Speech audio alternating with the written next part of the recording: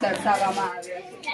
White smoking સ્મોકિંગથી પણ વ્યસન smoking એ વ્યસન જ કહેવાય છે. માવા ગુટકા એ બધું વ્યસનમાં જ આવે છે. એ જે આપણે નાટક જોઈએ એમાં બી જેવું જેઠાલાલ માવો ખાતો તો એ વ્યસન જ કહેવાય. એના કારણે લંગ્સ કેન્સર થાય. યલો ટી દાંત બહુ પીળા પડી જાય છે, દાંત સડવા બી લાગે છે. આ ભાગમાં કેન્સર થાય છે ને એના લીધે આખું ટોટલું કાઢવું બી પડે છે.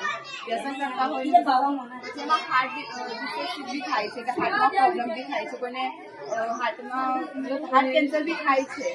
પછી સ્ટમક કેન્સરમાં તો બહુ ભારે હોય છે કે પેટનો દુખાવો છે એટલા બળતરા થાય નીકળ્યો છે કે બ્રેન સ્ટ્રોક બી થાય છે કે અચાનક જ દિમાગ આપણું બંધ થઈ જાય. કોઈ વ્યસન કરતા હોય તો એનું દિમાગ બહુ ગરમ સામેવાળાને એવો પ્રતિકાર આપે કે સામેવાળું બોલવા લાયક જ નહીં હોય છે. આ ઇફેક્ટ છે, આની ઘણી બધી ઇફેક્ટ છે. એના સોલ્યુશન બી સાચું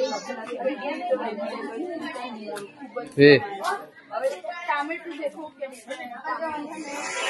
લંગ્સ માટે બહુ સારું છે કે ટામેટાને 2 ફાળી કાઢીએ તો એમાં લંગ્સ દેખાય. ગાજર છે ને આઈસ માટે બહુ સારી છે. ગાજર કાપીએ તો આઈસ ઉપરથી દેખાય છે અંદર. એ વેજીટેબલ્સ એના પ્રમાણમાં હોય છે. પછી આપણે એડવાઇસ લેવી જોઈએ ડૉક્ટર જોડે. ઓછા પ્રમાણમાં ડૉક્ટર એનું સોલ્યુશન કરી જ આપે. આપણે ટ્રાય તો કરવો જ જોઈએ કે ડૉક્ટરની એડવાઇસ લેવી જોઈએ. ડુ એક્સરસાઇઝ ડેલી કરવી જોઈએ. યોગાથી કોઈ બી પ્રોબ્લેમ સોલ્વ થઈ જાય છે.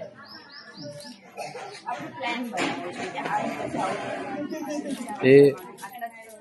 આજે આને ખાવાનું જેથી આપણે ડિસાઈડ કરીએ કે આજે કોઈ નહીં જ ખાવાનું તો નહીં જ ખાવાનું.